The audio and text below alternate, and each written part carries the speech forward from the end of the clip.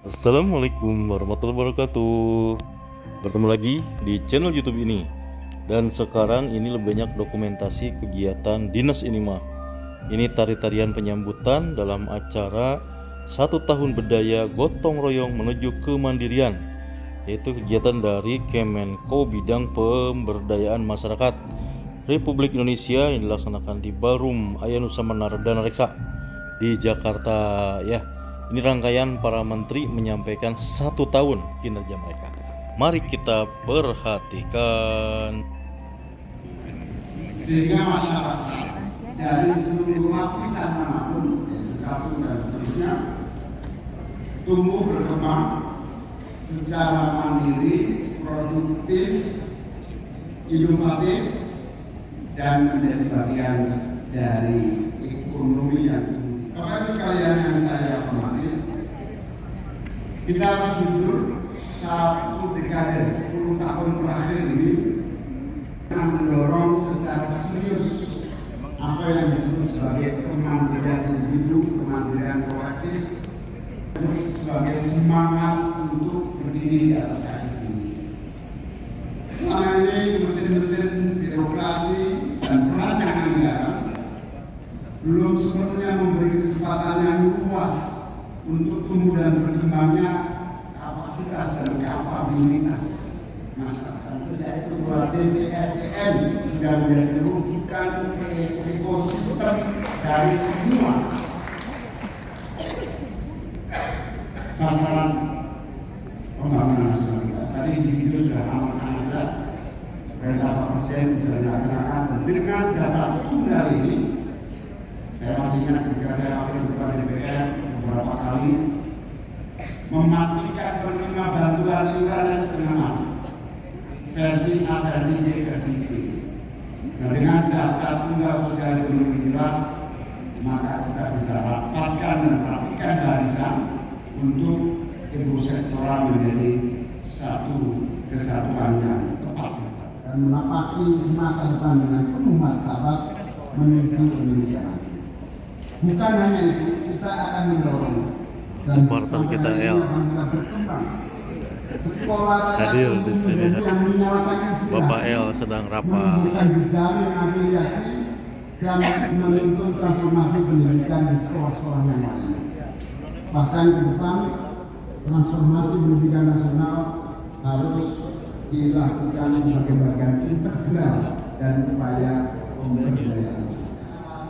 Orang miskin tidak boleh berobat, orang miskin tidak boleh sakit. Hari ini semua boleh berobat dan boleh sehat karena 96 juta sudah ditanggung oleh negara dan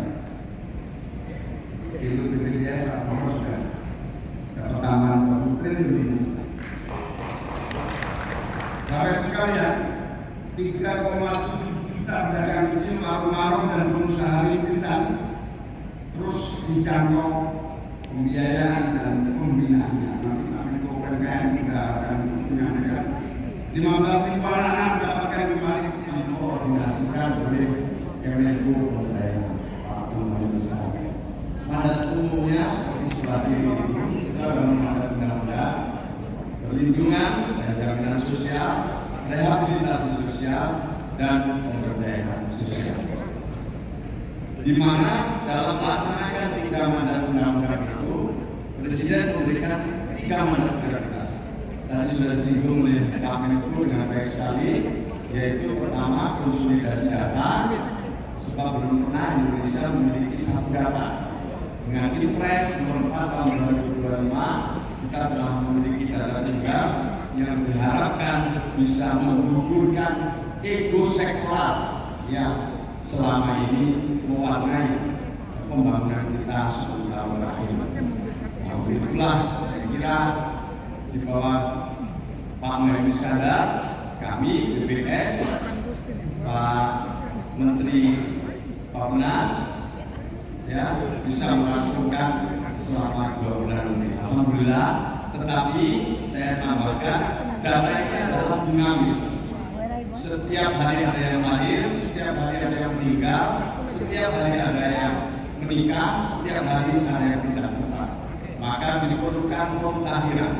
Salah satu tugas Kementerian Sosial membantu BPS untuk pemutahiran. Salah satunya tentu dengan pemerintah daerah dan pemangku kepentingan daerah. Sekarang tidak ada satu kementerian dan lembaga maupun pemerintah daerah yang boleh memilih data sendiri-sendiri. Yang mengelola data tunggal namanya badan pemutahiran. Ini yang mungkin penting Bapak Ibu sekalian, ini ada gubernur, bupati, wali kota yang hadir. Mari kita sama berbuat pemutahiran ini. Yang kedua adalah sekolah rakyat, yang ketiga adalah bansos tepat sasaran. Tiga-tiganya ini saling terkait dan penguatannya adalah pada pemberdayaan. Sudah disampaikan oleh Pak Menko tadi bahwa yang berbeda dari Bapak Presiden Prabowo dengan sebelum-sebelumnya diantaranya adalah penguatan pada pemberdayaan. Tiga mandat ini semuanya muaranya adalah pemberdayaan. Nah, alhamdulillah dengan adanya data tunggal ini kami memiliki proses bisnis yang ini sudah kami koordinasikan dengan Pak Menko dari awal. Tetapi yang ingin saya sampaikan hari ini Pak Menko, data ini sudah oleh BPS sudah diurut rankingannya mulai dari 1, 2, 3, 4 dan seterusnya. Ini adalah hal yang baru yang sebelum ini data kita tidak dalam bentuk rankingan. Sekarang sudah ditinggalkan oleh Bapak Presiden, kita bisa mengintervensi bersama-sama dalam memberikan perlindungan sosial, rehabilitasi sosial, dan kemudian pemberdayaan sosial yang ujungnya adalah graduasi yang bisa kita ukur setiap tahunnya. Yang kedua, saya ingin menyampaikan sekolah rakyat. Tadi sudah disinggung oleh Pak Menko, tapi detailnya penyelenggaraan sekolah rakyat ini dalam rangka penuntasan kemiskinan. Oleh karena itu, penyelenggaraan sekolah rakyat berada di Impres nomor 8 tahun 2025. Inilah bentuk miniatur pengentasan kemiskinan melalui sekolah rakyat. Jadi sekolah rakyat ini adalah miniatur pengentasan kemiskinan. Basisnya di desa. Siapa yang bisa sekolah di sini adalah yang di desa 1, desa 2. Tidak boleh yang di luar desa 1, desa 2. Miskin ekstrim atau miskin. Mereka yang belum terbawa dalam proses pembangunan. Anaknya sekolah, orang tua yang diberdayakan, rumahnya yang tidak layak huni dibantu dengan program prioritas Presiden. Setelah itu diberi bansos itu selama maksimal 5 tahun seperti arahan Pak Menko. Orang tuanya jadi anggota koperasi desa dan kelurahan RT. Seluruh siswa, seluruh keluarga yang mendapatkan jaminan kesehatan menjadi anggota BPJS Kesehatan dan layanannya itu dari makan bergizi gratis, semuanya mengikuti program kesehatan gratis. Kita harapkan setiap tahun tidak hanya siswanya yang lulus, tapi keluarganya juga lulus menjadi keluarga yang lebih mandiri. Inilah gagasan Presiden tentang memutus mata rantai kemiskinan sebagai bagian dari program pertanian Bapak Presiden. Yang terakhir adalah soal bansos tepat sasaran. Disinilah setelah di bansos tepat sasaran inilah menunjukkan betapa strategisnya Kementerian Pemberdayaan. Karena ujung dari semua pengentasan kemiskinan ini adalah pemberdayaan sosial yang dimulai dari bansos tepat sasaran. Dengan data yang akurat, bansosnya akan tepat sasaran dan diharapkan mereka pada akhirnya bisa berdaya. Bansos sementara berdaya selamanya. Untuk tahun ini, Pak Menko saya laporkan kita bisa menggraduasi 77.000 keluarga. Insya Allah tahun depan sesuai arahan Pak Menko kita akan menggraduasi sekitar 300.000 keluarga untuk menjadi keluarga yang mandiri dan itu akan turun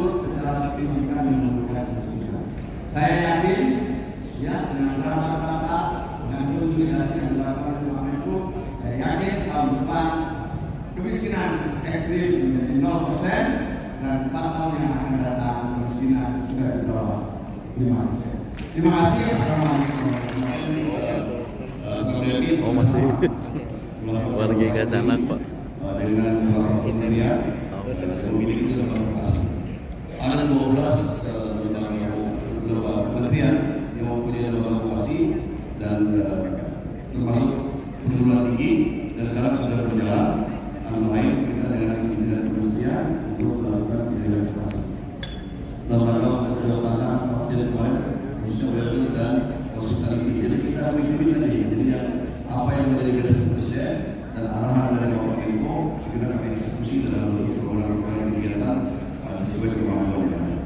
Dan kemudian tentu dengan pekerjaan kita ini kita juga melakukan pemetaan terhadap beberapa negara yang sudah kita lakukan pemetaan terhadap lapangan pekerjaan di luar negeri dan lain seperti kita melakukan MOU dengan seperti ada 4 MOU yang sudah kita lakukan yaitu dengan UMKM yang punya hak untuk mengeluarkan izinnya, tapi itu semua institusinya di luar Kementerian UMKM. Ini adalah tantangan bagi Kementerian UMKM. Saya mulai dari capaian pertama, yaitu terkait kredit usaha rakyat yang tahun ini kita diberikan tugas kurang lebih alokasinya sebesar 300 triliun 1 tahun. Dan total penyaluran hari ini kita sudah sampai di angka 220 triliun. Dan insya Allah berdasarkan status update terakhir akan tercapai sesuai dengan jumlah kuantitasnya. Namun satu hal, karena ada petunjuk dari Pak Menko bahwa kita di bawah koordinasi Kementerian Koordinasi Pemberdayaan Masyarakat, ada satu tambahan target pencapaian kita bahwa kita tidak hanya sekedar ingin mencapai target kuantitas angka saja 300 triliun, tapi kita ingin mendorong target kualitas. Karena faktanya selama evaluasi kita beberapa tahun, 5 tahun terakhir, kualitas pendistribusian kur itu masih banyak sekali permasalahan. Ini realitas. Nah, ukuran dari peningkatan kualitas itu dilihat dari jumlah realisasi kur ke sektor produksi. Jadi, dan saya sampaikan ini berkat dari terobosan dari Pak Presiden mendorong kolaborasi. Inilah sejarah pertama kali Indonesia target realisasi kur ke sektor produksi mencapai di angka 60,7%. Dan ini pertama kali sebanyak 30% dari total karyanya diberikan kepada UMKM. Penyewaannya dengan harga 30% dari harga normal. Artinya ini adalah bentuk keberpihakan pemerintah kepada sektor UMKM. Namun memang yang menjadi catatan kita bahwa monitoring, evaluasi, kontrol terhadap pemanfaatan fasilitas publik masih belum optimal. Dan melalui forum hari ini kita informasikan bahwa ke depan kami sudah akan mulai masuk ke sektor infrastruktur publik mana yang belum optimal memberikan fasilitas kepada UMKM, dan di situ kita akan lakukan monitoring dan evaluasi. Total area yang bisa dimanfaatkan untuk UMKM sebesar 389.000 meter persegi tersebar di 392 unit. Dan berdasarkan data yang kita miliki dari 389.000 meter persegi baru 40% yang termanfaatkan oleh UMKM. Maka dari itu ke depan kami akan lakukan monitoring lebih lanjut.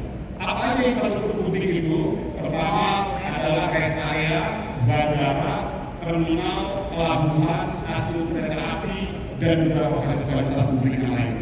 Tadi juga kami itu sudah update bahwa sudah pemberdayaan kewirausahaan terintegrasi dari desil 1 sampai desil 7. Jadi, namun kita sadar sekali bahwa reaksi masyarakat terhadap yang namanya program kartu ini masih sangat luar biasa negatif. Maka dari itu kita kombinasikan dengan sistem yang akan kita bangun, yaitu Sapa UMKM. Jadi ke depan kita membangun sistem Sapa UMKM nanti sekaligus member-member anggota UMKM yang masuk akan kita gabungan dengan ikat usaha secara dan pemberdayaan masyarakat, terciptanya lapangan kerja. Yang kedua, pemberdayaan masyarakat. Yang ketiga, menekan tingkat kemiskinan ekstrim. Kenapa? Karena dalam pelaksanaannya pembentukan koperasi desa kelurahan Merah Putih ini melibatkan seluruh masyarakat yang ada di desa dan kelurahan. Ketika hari ini sudah terbentuk secara struktur tersebut, dengan keberadaan koperasi desa ini bisa kemudian menjadi 0%. Tentu saja ini bisa berhasil jika keterlibatan masyarakat di desa tersebut menjadi optimal. Dan kita terus mendorong agar masyarakat terlibat secara serius terhadap pembangunan dan keberadaan operasionalisasi koperasi desa kelurahan Merah Putih. Lanjut. Nah, ini data update terbaru per hari ini, 82.246 KDKAD telah berbadan hukum, dan kemudian ada 1.130.000 Pak Menko warga desa kelurahan yang terlibat menjadi anggota koperasi. Tentu saja kita terus mendorong kalau minimal ada 100 orang warga desa bergabung di koperasi, untuk minimal ada 8 juta. Kalau kita punya 80.000, minimal punya 80 juta masyarakat desa kelurahan yang terlibat aktif menjadi anggota dan pengurus di KDKMP. Ini kita terus dorong. Kemudian ada 687.000 warga desa kelurahan yang terlibat menjadi publik. Ada gerai klinik desa, terus kemudian ada gerai simpan pinjam dan usaha-usaha lain yang diinisiasi untuk meningkatkan potensi yang ada di desa. Tentu saja kami akan bekerjasama dan sebagian sudah berjalan kerjasama dengan UMKM yang berada di desa. Tugas kementerian ada 2 kementerian desa ini. Tugas ini diantaranya adalah proses penggunaan dana desa untuk optimalisasi pelaksanaan kemiskinan, kemudian membina menggerakkan badan usaha milik desa atau badan usaha milik desa bersama lanjut. Nah, ini sasaran dan target dari kementerian meningkatkan status perkembangan desa, menurunkan tingkat kemiskinan di desa, meningkatkan kontribusi bagi hasil, dan meningkatkan status perkembangan daerah tertinggal dan sangat tertinggal, menurunkan penduduk miskin dan daerah tertinggal, meningkatkan kualitas reformasi birokrasi dan kampus organisasi. Lanjut. Nah, ini status kemandirian dan kemajuan desa berdasarkan Program Desa 2025 ditetapkan oleh Perdana Menteri. Terdapat perkembangan desa sebagai berikut: desa mandiri sebanyak 20.503 desa, desa maju sebanyak 23.579 desa, desa berkembang 21.813 desa, desa tertinggal 4.670 desa, dan desa sangat tertinggal sebanyak 4.694 desa. Lanjut. Ini status kemandirian desa dan kemajuan desa. Lanjut. Nah, ini tren alokasi dana desa. Kita bersyukur sejak undang-undang desa hadir tahun 2014, maka digulirkanlah dana desa mulai tahun 2015 20,7 triliun, 2016 46,98 triliun, dan seterusnya sampai dengan tahun 2024 71 triliun, dan tahun 2025 dianggarkan 69 triliun. Kemudian penggunaan penguatan desa adaptif terhadap perubahan iklim, kemudian peningkatan promosi dan pendidikan dasar kesehatan, termasuk stunting, dukungan program ketahanan pangan minimal 20%, pengembangan potensi dan keunggulan desa, pembangunan teknologi, desa digital, padat karya, padat tunai, dan juga program sektor prioritas lainnya. Lanjut. Ini bantuan langsung tunai yang disalurkan melalui dana desa yang bisa memiliki pelatihan sebenarnya. Kita mulai dari 800 desa ekspor untuk mencapai 2000 desa ekspor. Lanjut. Ini program unggulan lainnya, jadi kami punya TPP, tenaga pendamping profesional atau pendamping desa, tidak kurang lebih dari 29.125 orang di seluruh Indonesia, sebagai di 27 provinsi. Lanjut.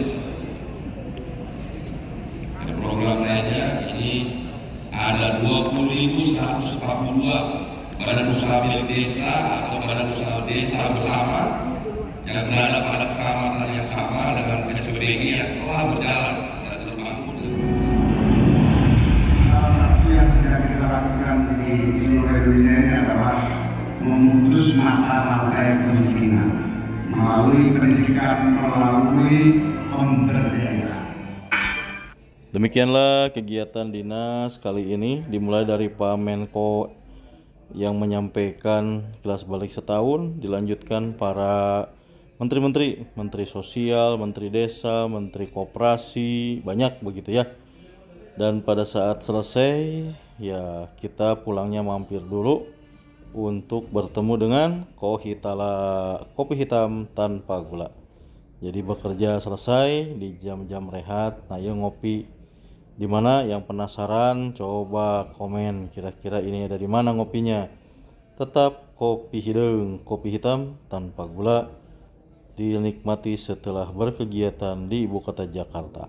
Sampai jumpa di video selanjutnya. Nuhun. Assalamualaikum warahmatullahi wabarakatuh.